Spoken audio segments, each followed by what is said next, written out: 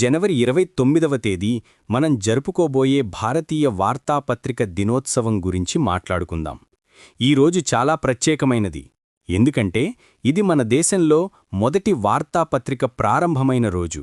1780 జనవరి 29వ తేదీన కోల్కత్తాలో James Augustus hickey అనే Irish వ్యక్తి హికీస్ బెంగాల్ గెజిట్ అనే మొదటి వార్తాపత్రికను ప్రారంభించాడు. దీనిని కల్కత్తా జనరల్ అడ్వర్టైజర్ అని కూడా పిలిచేవారు. ఇది ఆసియాలోనే మొదటి ప్రింట్ చేసిన వార్తాపత్రిక అనే గర్వకారణం మనకుంది. హికీ చాలా ధైర్యవంతుడు. అతని వార్తాపత్రిక బ్రిటిష్ ఈస్ట్ ఇండియా కంపెనీ మరియు గవర్నర్ జనరల్ వారెన్ హేస్టింగ్స్ను తీవ్రంగా విమర్శించేది. అవినీతి, లంచం, సమాజంపై అన్యాయాలను బహిర్గతం చేసేది. దీనివల్ల బ్రిటిష్ అధికారులు చాలా కోపంగా ఉండేవారు. కాని హికీ వెనుకడుగు వెయ్యలేదు.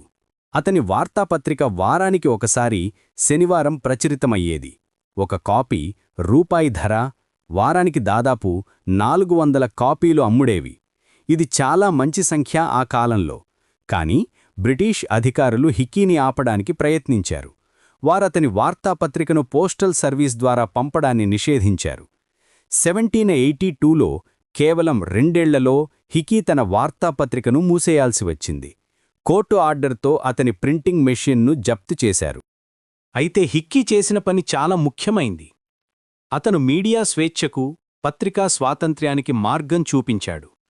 వార్తాపత్రికలు కేవలం వార్తలు చెప్పడమే కాదు, అవి ప్రజల హక్కుల కోసం పోరాడతాయి, అవినీతిని బహిర్గతం చేస్తాయి, సమాజంలో మార్పులు తీసుకువస్తాయి అని చూపించాడు.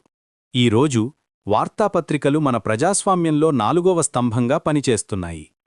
అవి ప్రభుత్వాన్ని ప్రశ్నించడం, ప్రజల సమస్యలను వెలుగులోకి తేవడం, సమాజంలో అవగాహన పెంచడం చేస్తున్నాయి. పత్రికారంగంలో పనిచేసే జర్నలిస్టులు సమాజానికి చాలా ముఖ్యమైన సేవ చేస్తున్నారు. మన దేశంలో మీడియా స్వేచ్ఛ రాజ్యాంగంచే రక్షించబడుతోంది. ఇది మన ప్రజాస్వామ్యం బలంగా ఉండటానికి చాలా అవసరం.